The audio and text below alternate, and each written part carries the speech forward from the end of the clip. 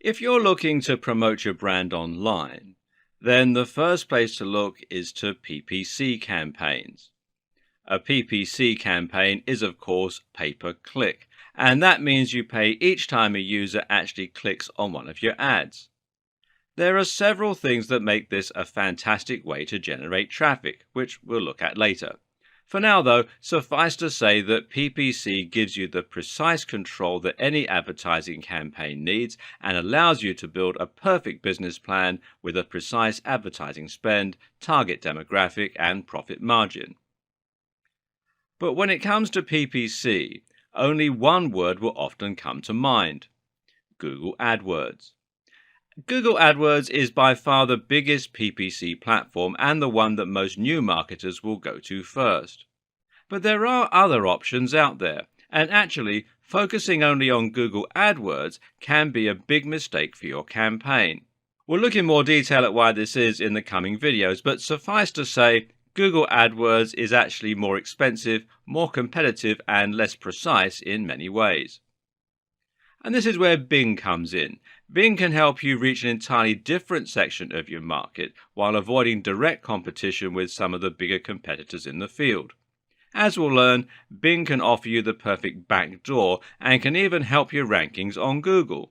It's the perfect starting point for the small, lean business and a very wise backup source of traffic for all online businesses.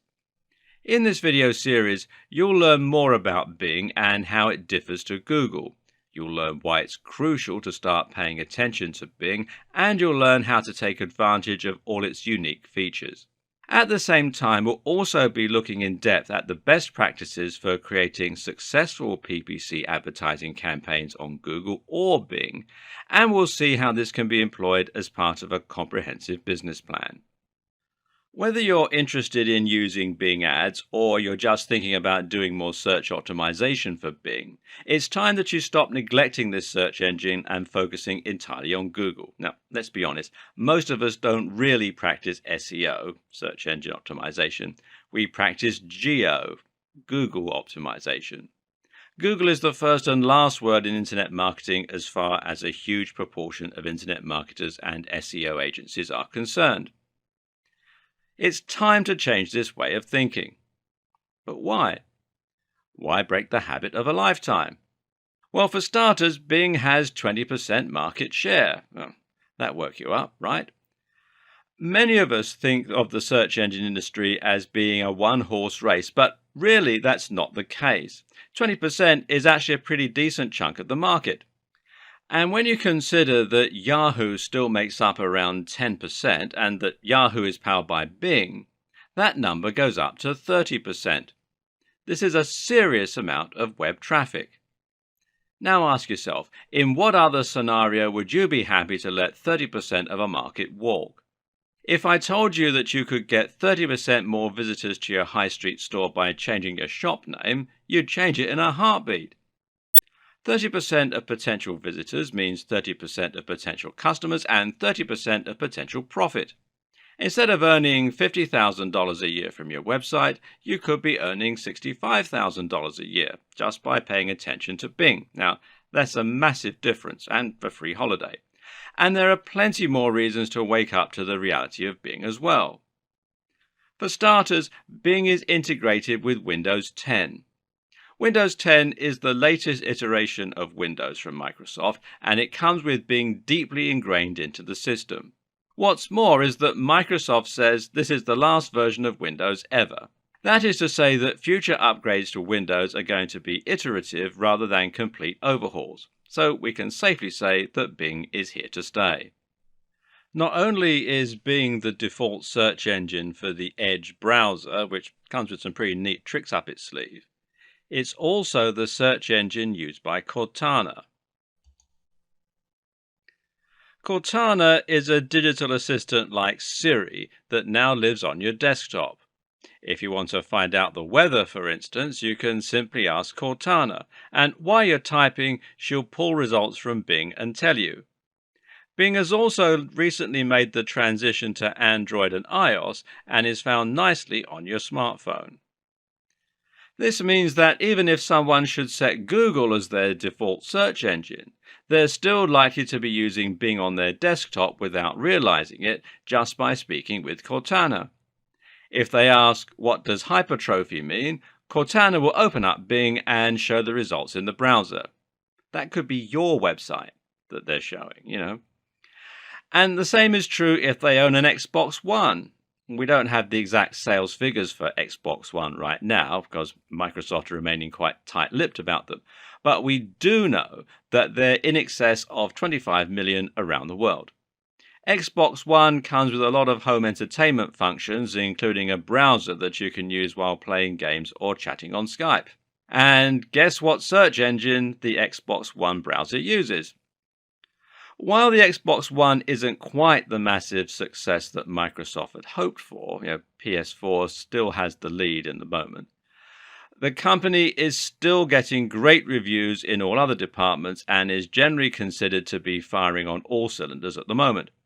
Examples of this can be seen with the success of Windows 10, the Microsoft brand, and the Surface line of hardware. Then there's the huge buzz surrounding the HoloLens. HoloLens is a piece of mixed reality hardware that might well introduce the world to a new form of computing. And guess what search engine it's going to use? Anything could happen in the next few years to upset the apple cart and lead to Google losing market share. For example, Apple have repeatedly threatened to ditch Google as the default browser on iPhone, and this could very easily lead to a seismic shift for the search engine landscape. Then again, it might never happen. But the question is, can you afford to take that risk? Are you happy knowing that all your eggs are in Google's basket? And one last thing to consider is that Bing offers a lot of opportunity for the savvy SEO/webmaster. Why is that? Well, simply because Bing is lesser known and there are fewer people trying to rank there. Likewise, there are fewer people paying for PPC. That means you'll pay less per click and you'll find it much easier to get to the top of the SERPs. Specifically, well, you'll pay around 33.5% less on Bing compared with Google AdWords.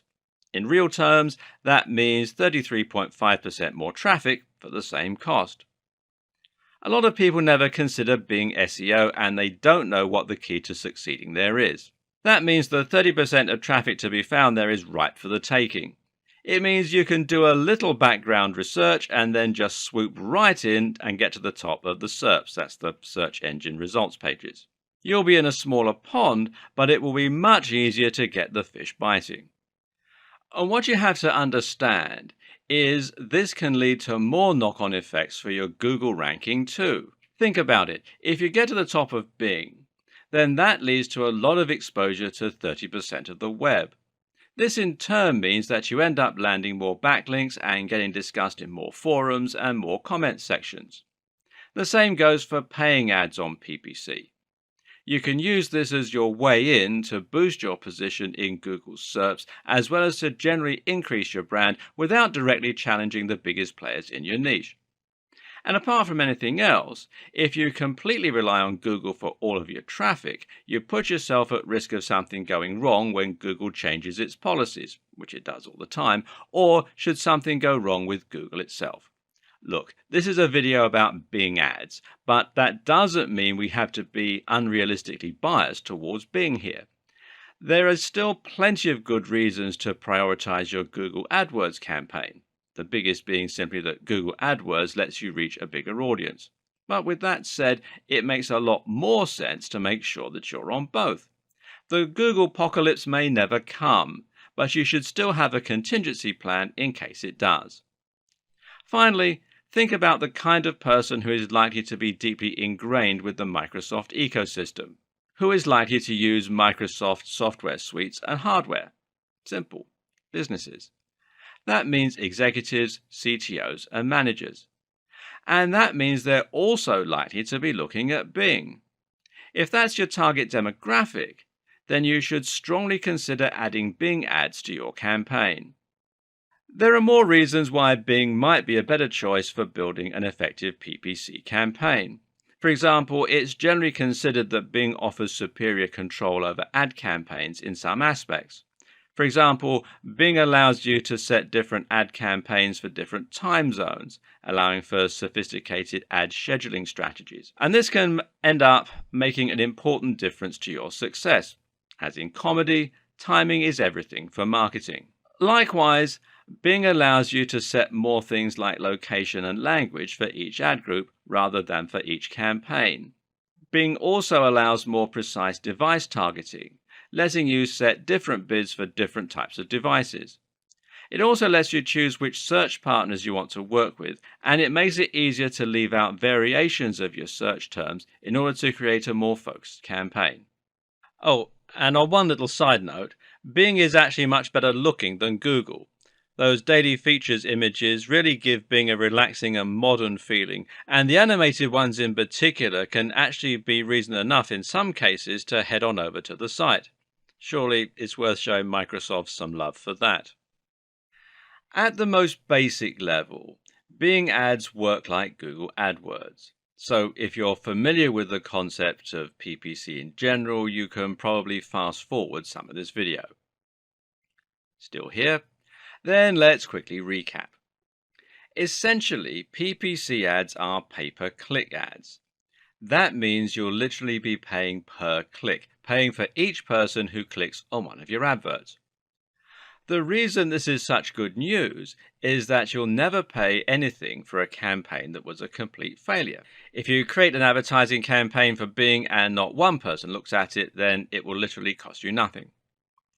It also means you can precisely calculate the cost of each visitor to your site. Now, this is important because you can use that information to calculate how much each customer is worth and thereby start making very accurate projections about your earnings and identifying the best ways to spend your money. So the next logical question is how much you're going to spend on each click. And the good news is that you get to choose this.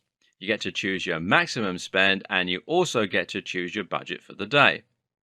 First, you define your CPC or cost per click, which is going to be the maximum amount of money that you're willing to spend for each new visitor. You'll probably want to keep this fairly low. The most that brands will generally tend to spend is up to $2, but even that's unusual. Generally, though, you'll want to set this a bit lower and your average will probably come in at around 10 to 20 cents. The next thing to do is to set your daily budget. Once the accumulated clicks you've received reach this amount, they'll stop and you won't spend any more money. So, in theory, if you set your CPC to 20 cents and you set your daily spend to $20, that should mean you get 100 visits to your site for that amount. But things get a little more complicated, seeing as you don't tend to spend the full amount of your CPC. That's because there's a bidding system that takes place, which means you'll often spend a lot less. Now, the way this works is quite simple. If there are two or more adverts both competing for the same space on Bing, then they will enter into a bidding war. The ad with the highest CPC will be the one that wins and gets shown, but the owner of that ad will only be charged the minimum amount that it needed to win. The easiest way to understand this is to just think of it a bit like eBay. On eBay you can set your maximum bid, but you'll only end up paying $1 more than the next highest bidder. And the same is true with most PPC campaigns, and that's why you'll end up spending 33.5% less on Bing versus Google, because the lower amount of competition means that your CPC won't be as likely to get driven up. And of course, you also need to consider that your ads will be shown to a lot of people who don't click. You don't pay anything for these ads, but that doesn't mean they're worthless to you because you'll still be getting exposure and you'll still be starting to build your brand. The other thing that most PPC ad networks have in common is the ability to target a specific demographic. And this means that you can identify who your buyer persona is and profile your ideal customer from there. Then you can target that person specifically with your adverts. The way you do this with both Bing ads and Google AdWords is by targeting search terms. When you pay for these ads, you're literally putting your adverts on the SERPs relating to a particular search term.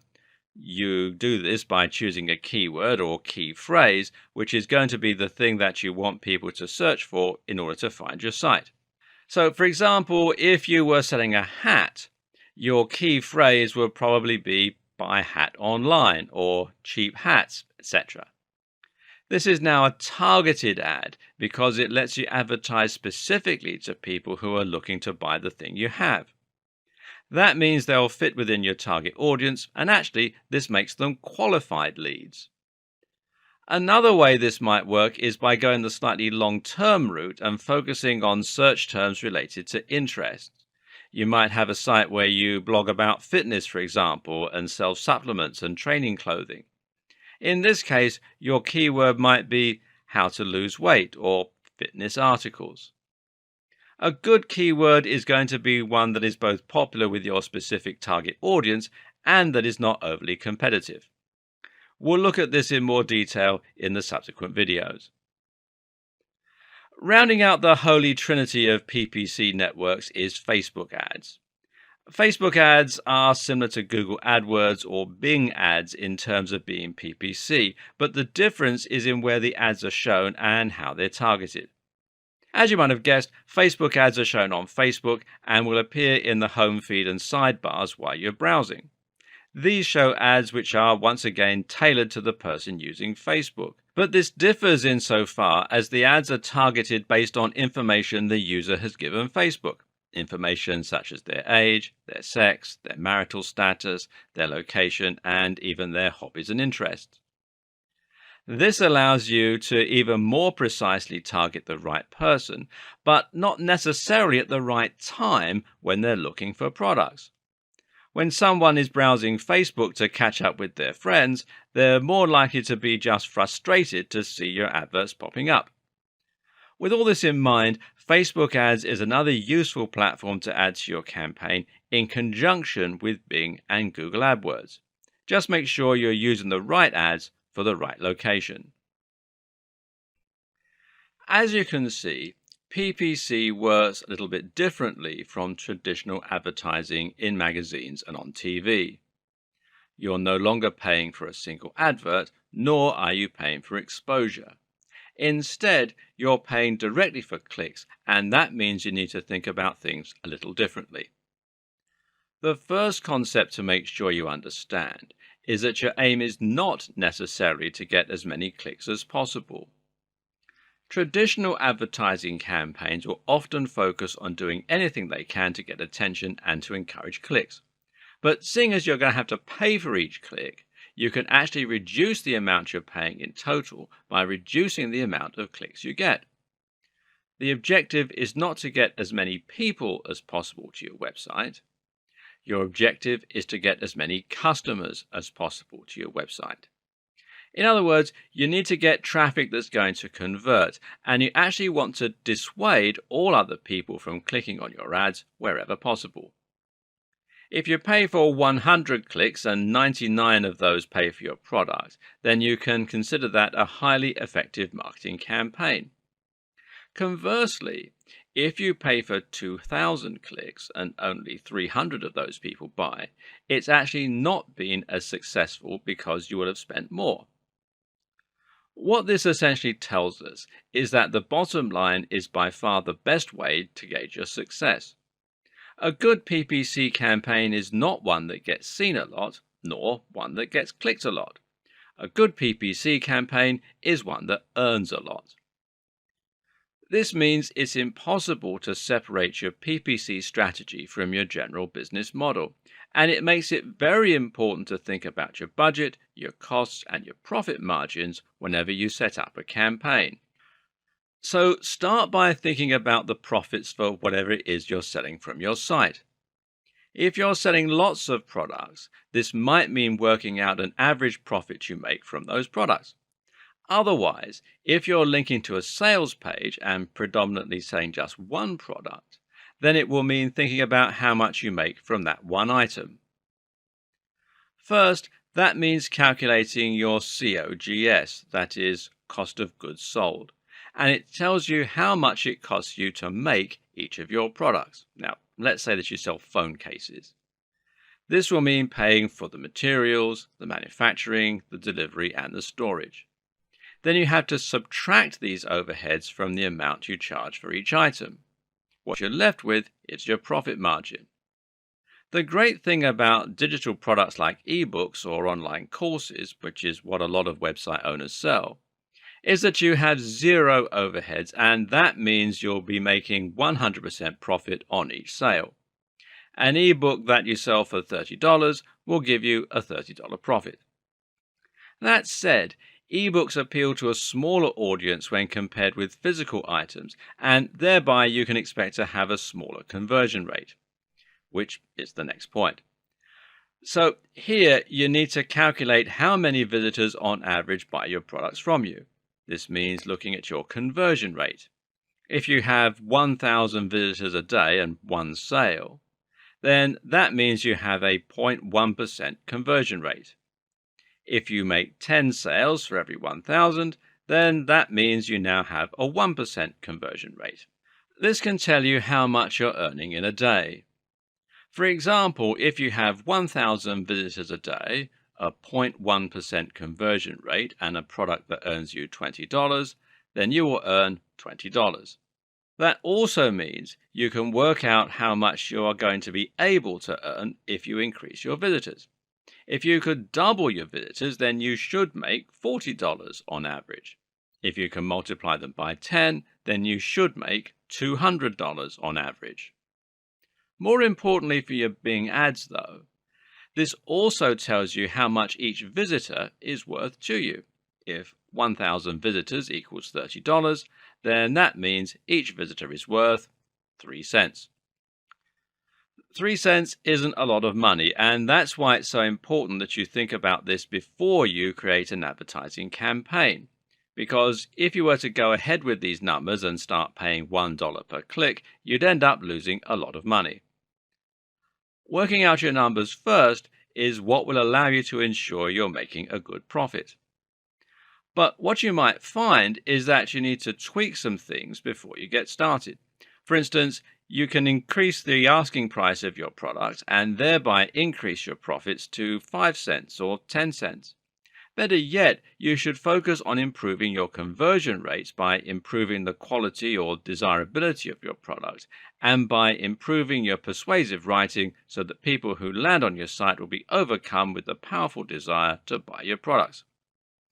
If you can do this, then maybe you'll be able to increase your conversion rate to 5%, thereby increasing the value of each customer by 5 times that amount. Now comes the good part. If you set your CPC to this number, the amount that each visitor is worth to you, then you literally cannot fail. Your clicks will now result in profits, and the more you raise your budget, the more profit you'll make. You're spending less per click than each visitor is worth to you. Except that isn't quite how this is going to work. Because actually, here comes the good part, it's going to work better than that. That's because the people currently on your website are all people who got there through, well, all kinds of different means. These are people who found you on social media, who typed your address in by accident, who found you on Google, or who were recommended by a friend. And that means they're going to be variably targeted. Some of those people will have zero interest in your products. And that's why it's so important you think about targeting the right kind of user in your adverts. And that's also why we're not trying to simply get as many visitors as possible. As mentioned, it's actually more important that we get lots of the right users and put off people who aren't likely to want to buy. Your objective then is to make sure that the way you design your ads is only going to appeal to potential customers. That means your text shouldn't read, "Click here for the amazing secret to losing weight." Rather, it should read, "Click here for a $30 ebook that will make you lose weight fast." Or, "The secret to weight loss, just $30. What this does is prevent anyone not looking to spend money from clicking on your ad. We don't want these people because they're costing us money. But someone who knows the price up front and is still willing to click is very likely to want your book. Assuming you can convince them that your product is what they're looking for and it's good value for money, you should be able to walk away with a sale. Now, think about how much higher conversion rates will be for people who click this ad versus people who just stumbled onto your site. You can further target your customers by placing your adverts on the right keywords and key phrases. This is a big part of the PPC campaigns, and it's very much worth doing your research here. Again, you need to make sure your keywords are things that the right people are going to be searching for. At the same time, though, you also need to keep your competition low so that the average CPC will be as low as possible. If you try and rank for, say, hotels, then you're going to be up against thousands of other businesses, some of which will have near infinite resources. How do you like the sound of competing with Expedia, Airbnb, or Hotels.com and the rest? They can afford to offer $1, $2, or $5 per click, and you just won't be able to keep up. But use a keyword that is popular but not overpopulated, like quirky hotel Santa Monica or romantic getaway in Bournemouth, and you're going to be paying less and targeting a more specific type of customer, meaning you can use a more specific and tailored landing page for them focused on the area and type of experience. How do you find a keyword that's popular, directly targeted, but not overcrowded? Simple. You use Bing's own keyword tool, which can be found here at bing.com/toolbox/keywords. And then you just simply sign in with your Bing account or with your Microsoft account. And this tool will let you search different keywords and will then show you the amount of people searching for that term in the date range you specify. You can look at how many times a term has appeared in a search over the last 6 months, for example. If something came up 50,000 times, then that's a fairly good keyword that will potentially be able to grab you up to 50,000 visitors. But if the search term came up 100 times, then it's a lot less useful to you. Note that Google also has a keyword tool called its Keyword Planner, and you can use this in just the same way as you would use Bing's own keyword tool, and it doesn't really matter if it's from Google. People tend to search for the same things on both engines. And if you just do a search in Google for Google AdWords Keyword Planner, it'll direct you to the local version of the site. Finally, another tip is to look at your site's metrics and identify who is currently coming to your website. If you have Google Analytics set up correctly, then you'll be able to find out which visitors are buying from you and what they typed in order to get there. In other words, it might be that certain search terms result in more sales, or goals in Google parlance, and you can then decide to target that keyword with your Google and Bing ads. Finally, another mitigating factor is the small matter of CLV. Customer lifetime value refers to the fact that just because a visitor doesn't put down their cash right away, it doesn't mean they aren't worth anything to you. In fact, if they sign up for your mailing list and then become lifelong fans, they could ultimately end up being worth more to you. For this reason, the only way to really be sure if your Bing ads are working for you is to watch your metrics very closely. This means looking at how many visitors you're getting, where they're coming from, and how your sales increase as you spend. The more data you track, the more profitable any PPC campaign will be. So now you know precisely what Bing ads are, why they matter, and how they work. You also know how to create a PPC campaign generally, and you know how to select the right keywords, etc. What's left? Oh yeah, actually getting started and creating some ad campaigns. And with that in mind, let's launch straight into setting up some campaigns and doing a tour around Bing's options and tools. Before we get started, I'm going to assume that you A, have set up a Bing Ads account, and you can do that by going to secure.bingads.microsoft.com, and then it will redirect you to this page. And then you can sign up using your existing Microsoft account, or you can set up a new one, whichever is most convenient for you. And the second assumption, assumption B, is that you've chosen your keywords using the advice in the previous video. Here's the good news. If you already have a Google AdWords campaign set up, then getting that campaign to work on Bing is very simple. First, head on over to the link on the far right that reads Import Campaigns right here at the top of the toolbar. Click on it and then click here where it says Import from Google AdWords. Now click here on Sign in to Google, enter your name and password. On the next page, you'll be given the opportunity to select the AdWords campaigns that you want to import. Choose them and then click Continue. Now, under Bing Ads account and import options, you'll just need to add a few more settings that are unique to Bing. That means choosing the Bing Ads account you want to import to, choosing the right time zone, and remember that Bing allows more flexibility in this department, choosing the appropriate options under what to import, choosing the options you want for your bids and budget, and now just click Import and you're done. Remember we said earlier that the best way to handle Bing ads was to use them on top of a Google AdWords campaign? Well, this is why it makes a lot of sense to simply import an existing AdWords campaign into your Bing account. Yep, it couldn't be simpler.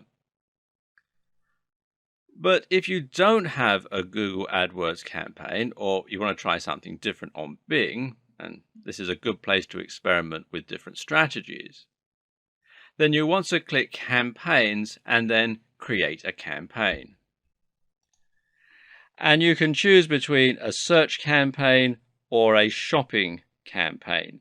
Search campaigns show just regular search ads, and shopping campaigns will show you products with images in your search ads. So let's have a search campaign. Let's click on that one. Now you'll be asked to give your campaign a name. Automatically it gives it the campaign and then number. I'm going to leave it at the default setting for this particular demonstration. Then you set your time zone, and having the time zone is very important in Bing ads. Then you set your campaign budget and your bid strategy. Then the language. Then the locations that you want to target or exclude, and you can have all available countries or regions. Because I'm in the UK, it's saying Ireland, United Kingdom, or selected states, provinces, countries, regions, and postal codes. And then the advanced location options, and this is very, very handy indeed.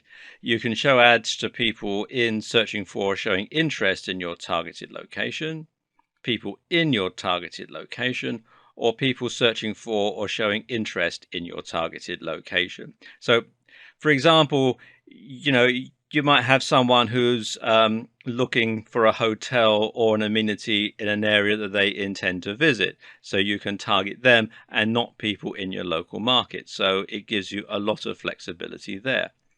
Scroll down a bit more and you come here to create an ad.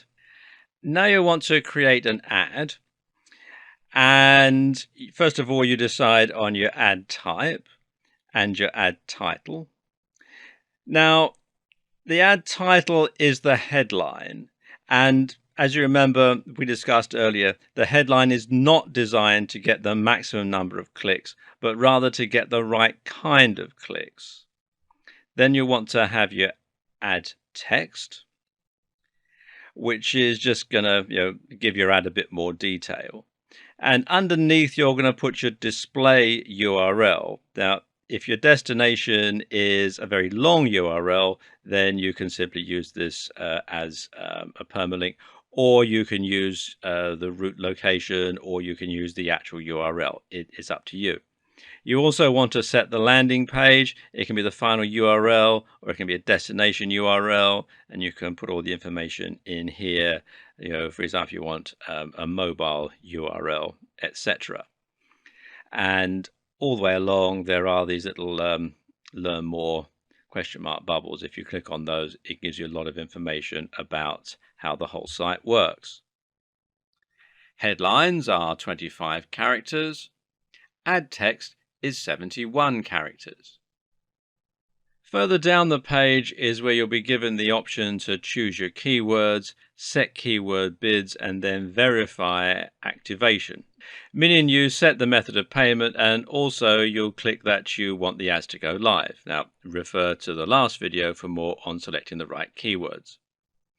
You'll be able to choose a bid for each keyword, so you might decide that some keywords are worth more to you than others. And this is very good news because it means you can pay very little for those more obscure keywords that would only get you a few clicks, but that likely wouldn't be very expensive due to a lack of competition. The more good news is that you can tweak and manage your campaign after it's gone live. This means you can see how it's performing and then see how they're working for you. You'll be able to find some more advanced settings here too, such as negative keywords and dynamic keywords. We'll look at these options in more detail in the next video. For now though, we want to focus on the other most important aspect of running your Bing Ads campaigns, which is tracking the success of your adverts. In this case, that's going to mean looking at how your ads are performing for you. And there are some really advanced features here that actually go a bit above and beyond what you would have access to with AdWords. We'll delve into these in more detail in the next video. But for now, make sure you're watching your basic metrics like a hawk. Click the Reports tab here, and then Standard Reports over here on the left-hand side, and select any one of the 18 different performance reports to get your statistics. You'll be able to see things like your average CPC, your cost per click, your average CPM, cost per impression, CTR, click-through rate, and a whole lot more. There are numerous advanced features and options you can tweak in order to get the very most out of your ads, and these can make a big difference to your campaigns and your profits. For example, there's negative keywords. Now, negative keywords allow you to add keywords that you want to ensure don't bring up your ads. Now, normally Bing and Google will show your ads based on very similar keywords, though Google does this more than Bing. Meaning that if your keyword is fitness books, you might find your ads showing up on free fitness books. The only problem? Well, someone searching for a free fitness book probably doesn't want to pay $20 for a fitness book. So in this case, it would be pertinent to make free a negative keyword so that people looking for free things are excluded from your campaign. Then there are dynamic keywords, and dynamic keyword insertion allows you to automatically insert your keywords into your ad's title or text. This means that, for example, you could make it so people find whatever product they search for sale, or if they search hats, then you might show them buy hats online. Another neat feature of Bing is the ability to add ad extensions. This will allow you to add things like links to your site, locations on a map, or a click-to-call button. An ad extension means that, for example, you could get your customers to call you right from the Bing search results on their mobile. The site link is used to link people into deeper pages of your site, such as specific item listings in your store, for example. Targeting allows you to specifically target the type of person you want for your ads even more. By clicking Advanced Targeting Options, you'll be given the option to select your viewers by their genders and ages, that's based on their Microsoft accounts, by the device that they're on, perhaps if you're selling an app, you might want to target mobile devices, for example, and by schedule. Schedule is important because it means you can avoid wasting money showing ads at 3 a.m. in your local area. It also means you can get even sneakier and, for example, show ads only later in the evening. As it gets later and we become tireder, we actually become more impulsive and thus more likely to click buy on an advert. You can use Bing Ads to set up goals and then see how customers are interacting with those goals. You may recall that we discussed goals in an earlier video in the context of Google Analytics. We also discussed how you could use these to identify the best keywords for your ad campaigns. Well, once you have your ad campaign set up, you can actually integrate your ads directly with your goals. This is a much more valuable metric than simply your average CTR, your click-through rates, although that is still a useful measure. To set up goals, go to your campaigns and then click Shared Library and then Conversion Tracking. You'll need to get a UET tag. Now, this is a small piece of code that you'll put on your website to link it to your Bing ads. Just click here, Get Started, on the page here where you create your UET tag and follow the on-screen instructions. It's all fairly straightforward. Then click Conversion Goals from the left-hand menu.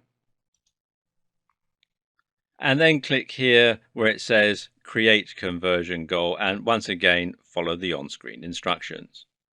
Once you've done this, you'll be able to see how your ads are performing in terms of helping you to get the results you're looking for, i.e. sales.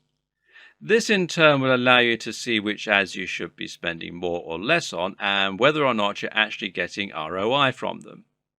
This will eventually allow you to calculate a specific CPA, or cost per action, which means you're finding out more precisely how much it's costing you to make sales or get subscribers. You'll also be able to do a lot more tracking for your ads, and looking around the dashboard will help you to find all kinds of useful options. For example, you'll be able to find your quality score for your ads by looking on the campaigns page. This gives you a score from 0 to 10 that will show how your ad is performing. You'll learn how high your CTR is compared with other CTRs for similar campaigns targeting the same traffic. Anything about 7 is considered very competitive. 6 is competitive, and anything below is underperforming. If you have a blank dash where your score should be, it means Bing doesn't have enough information yet. Based on the success of your ads, you can then head over to Bid Adjustments, which does exactly what it says on the tin and allows you to tweak your ads so that you're paying more or less per click. So now you know how to run a Bing Ads campaign, and you know why you should be running a Bing Ads campaign. But this doesn't mean you're done with Bing, not by a long shot, because you can still get more out of it by thinking about SEO as well. SEO for Bing has all the same benefits over SEO for Google that Bing Ads have over AdWords. That means less competition, slightly different market, 20 to 30% of the market share.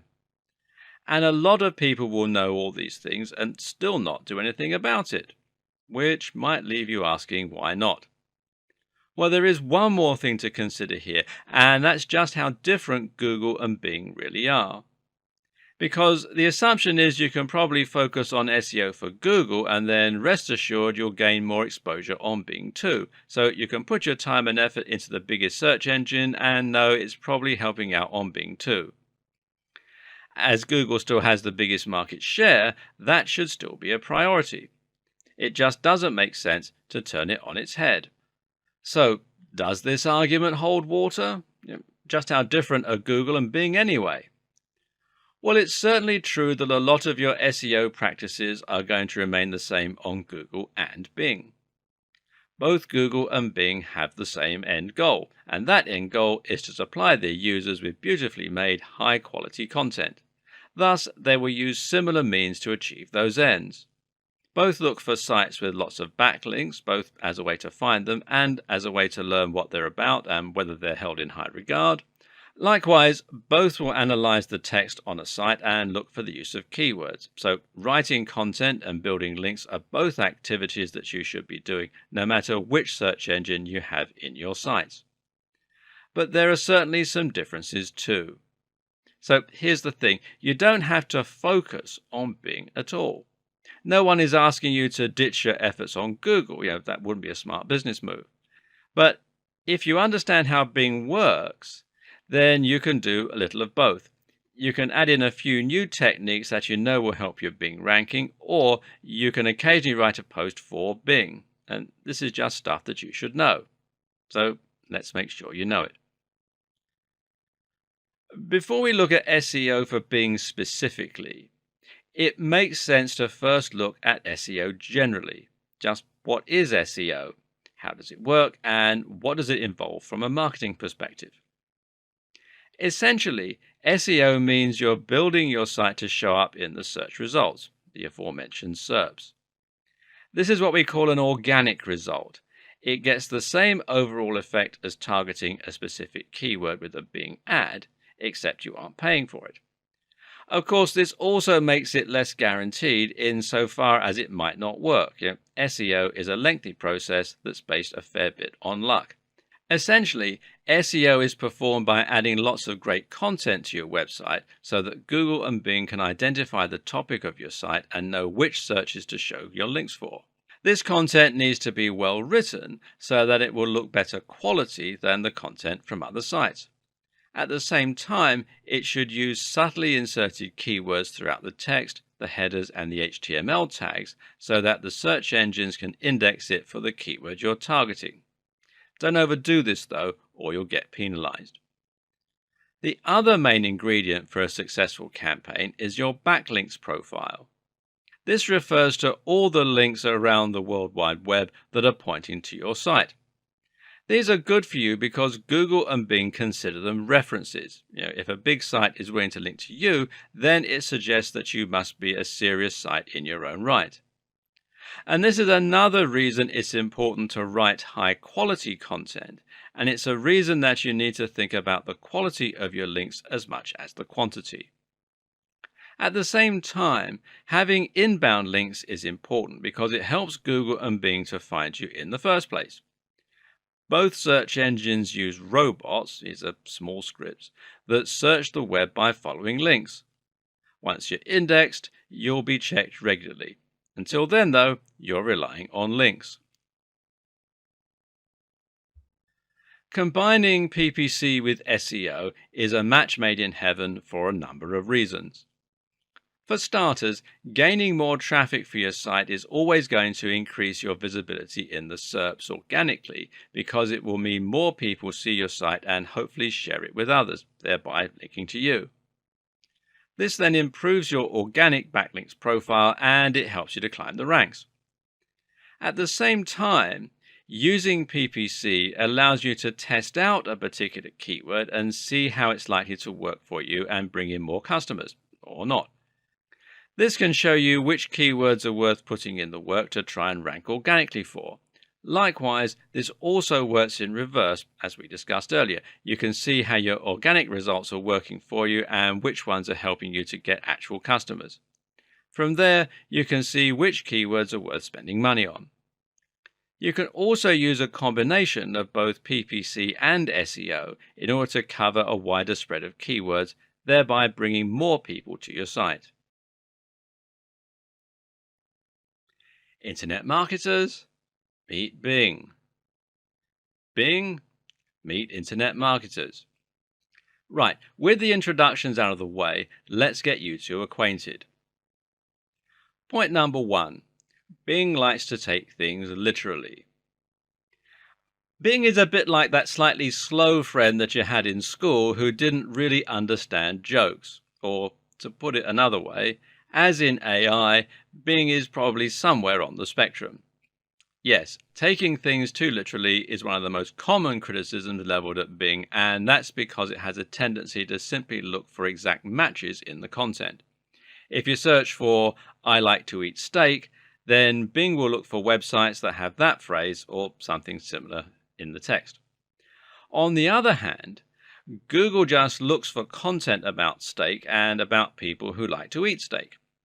In this way, Google shows a little more understanding and has more ability to read between the lines. Not that this is always a good thing, mind. Sometimes Google's second guessing can actually be a bit irritating and can lead to results that aren't directly related to what you're looking for. If you ask a question, for instance, then Bing will be more likely to bring up a page where someone else has asked the same question, and this can be very useful. But what it means for you is that it's still worth using some keywords.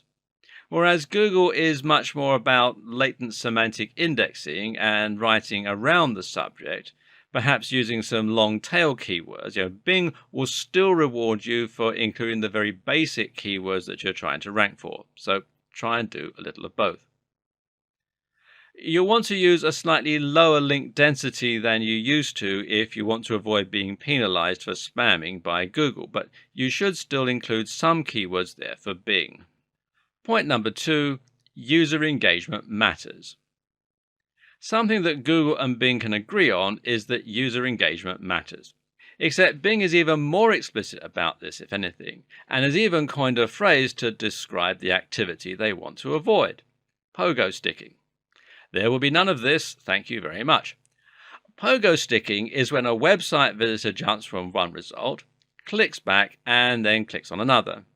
This is what they want to avoid. So if you want Bing to love you, you need to prevent your visitors from wanting to click back. This means you need to grab attention early on, and it means that you need to think about your page speed, your design, etc. Point number 3, so do click-through rates. Another similar factor that Bing also takes seriously is CTR, the click-through rate. In other words, how many people click on your link. So if they keep showing your website in their search but no one ever clicks on it, this suggests your site doesn't look very interesting. All it's doing is cluttering up the page and taking up space that another site could make better use of. This is quite a clever way for Bing to check that the results coming up are relevant, or that they seem relevant in the eyes of visitors. This is interesting because it's not something that Google talks a lot about, and improving your CTR is going to involve a rather different process compared with the SEO practices you're probably used to. What improves CTR? Well, many things, but of course the title and the meta description are going to be right up there. Think about what will be interesting for someone who is searching for the key phrase that you're trying to rank for.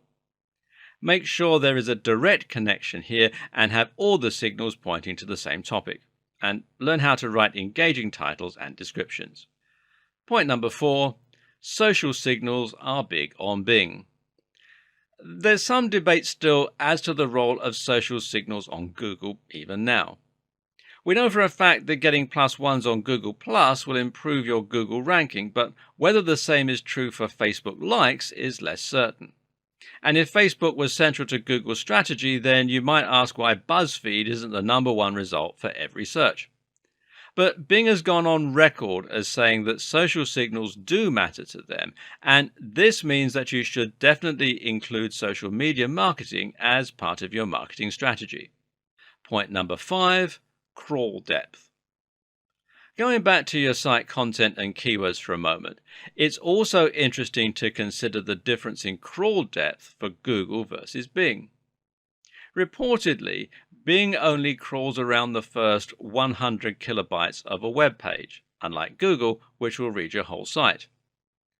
This means you should aim to include your keywords more heavily in the first portion of your content compared with the rest. And this actually makes a lot of sense for Google too, but for different reasons. Google actually looks at certain key points within your content as being more important indicators than others. The first paragraph is one section that's given extra importance, as is the last paragraph and other headings. And by increasing the keyword density in your first paragraph, you can send the right signals to Bing without getting too spammy with keywords for Google. Everyone wins. This also introduces some other interesting points too. For instance, a lot of people will rely on sitemaps in order to help search engines index their site. This is one page that links every other page on the domain, and it means that once the map is indexed, Google knows where to find all future content you add. But this won't work for Bing if it's only reading the top segment of the page. If you want your sitemap to work for Bing, you need to ensure that you put pages you most want to be found right at the top. And if you're adding new content, you want to make sure that new content goes at the top of any list rather than at the bottom. Point number 6, respect your elder content. Bing believes in golden oldies. In other words, it believes that an older domain is more likely to be authoritative than a newer domain. So if you have a page that's been around for a long time, you'll find it gradually climbs up the rankings. This is one thing that's personally always put me off about Bing. Most of the research I do requires up-to-date and current answers, and that means I can't make do with posts from 2012.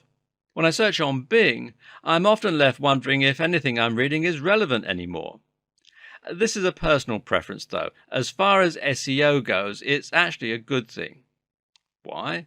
Because it means that Google is going to like fresh content and Bing will give it some love as it starts to fade. But do bear in mind that both Bing and Google prefer older domains. Of course, there are way more differences than we have time to go into in detail, so let's look at some rapid-fire differences to finish off. Bing likes keyword domains more, Google prefers brand name domains. Bing takes site authority very seriously. It likes editorial content, older domains, and established organizations. PageRank is less relevant for Google these days, and it's never been relevant for Bing. Bing likes content closely linked to a site's homepage, and it likes breadcrumbs. Another thing to take some time to learn is about Bing's spam filter, and this is how Bing decides whether or not to penalize sites that show up in its SERPs. So you need to make sure that you observe the rules that Bing recommends. This means being careful about your outbound links, only link to clean sites, don't trade links, and use Bing's webmaster tools to find out if your site's been blocked. That's right. Bing has a webmaster tools just like Google does, and it's just as useful / invaluable for marketers.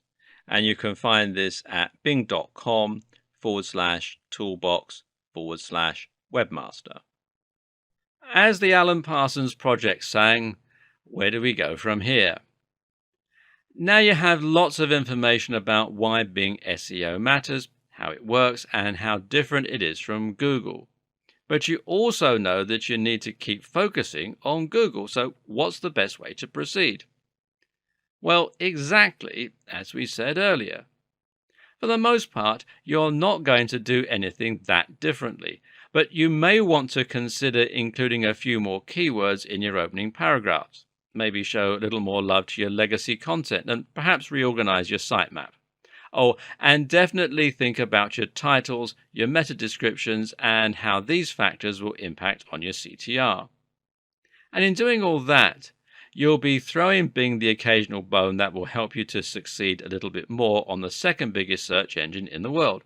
And this will help you start tapping into that 30% market share a bit more and hopefully improving your number of visitors. And if the Google apocalypse ever does come, at least you'll have a backup site that will still be bringing you fresh visitors and helping you to run your business. And then everyone else will find themselves wishing they paid just a little bit more attention to old number 2. Oh, and one last thing. Why not go and take a look at your current rankings on Bing right now? If you haven't looked before, then it might surprise you just how similar or different the results are. At this point, you should now have a solid idea of what Bing ads are, how they work, and most importantly, how you can get them to work for you. But there is more to creating a successful campaign. You'll find that the more you work at it, the more you learn and the more you can keep honing your strategy to create better and better ROI. And here are some more tips and tools to help you do that. Bing Webmaster Tools is an immensely useful tool for monitoring both your PPC progress and your SEO on Bing. To get started, just head over to bing.com/webmaster and sign in with your Microsoft account. That's the one that you use to log into Windows. And you'll then be redirected to this page. And from here, you can add your site by putting it into this box and clicking Add. On the next page, you'll be prompted to add some details about yourself, your name, your company name, etc. And then you'll be asked to place an XML file on your server to help Bing keep track of your site. And this will allow you to find out how your site is performing in searches. And you can combine this with your PPC metrics to get a more complete picture of your overall progress, your hits, etc., etc. Another useful tool that Bing offers is its SEO Analyzer. This is a tool that you can use to look at the SEO on your page. On-site SEO is also very important, meaning things like use of your keywords and your general coding practices, that sort of thing. It all matters. It's all very important to Bing. And this particular tool will analyze 15 different metrics, such as your H1 tags, your metadata, and more. And you can find it here at bing.com/toolbox/SEO-analyzer. Want to bring your ads further up the SERPs? Here are some fresh tips from Bing's own site. First of all, increase your ad relevance. The more directly relevant your keywords are to your landing page, the more likely Bing is to show your ads high up. Bing goes on to suggest that you try to avoid gimmicks on your landing page and to be upfront with an interesting and clear product. This will help your conversion rates too, so it's very much worthwhile. You should also showcase specific content and talk to your customers in their language to create what Bing will see as effective ads. Increase your bid. Of course, the higher you bid, the better your chances will be of ranking high up in the SERPs. And here's one not from the site. Improve your Twitter followers. Bing has a close connection with Twitter, and this has allowed a feature where it can show the number of followers you have on Twitter next to your ads. This is called a social extension, and it's another place where Bing beats AdWords. When all is said and done, the best way to learn how to make the most of Bing is simply to learn on the job. Watch your metrics over time and tweak your approach accordingly. However, all the information in this video series will ensure that you're in the best position to start an effective PPC campaign generally and an effective Bing campaign specifically. The key is to look at the end result and your ROI as opposed to just trying to get the maximum number of clicks possible. At the same time, you need to think about setting up goals and being as precise as you can with your keywords and descriptions. The other big tip: invest in Bing. Bing might not be as big as Google, but that's actually an advantage. You'll pay less and get seen more, meaning that you can bring many more visitors to your site without directly competing with the biggest players in your niche. At the same time, this way, you can give yourself a boost and start to grow your audience even with less of a budget in the bank. Then you can benefit from the surprisingly impressive unique features of Bing, including more advanced targeting, tracking, and more. And if there ever is a Google apocalypse, well, you'll be laughing.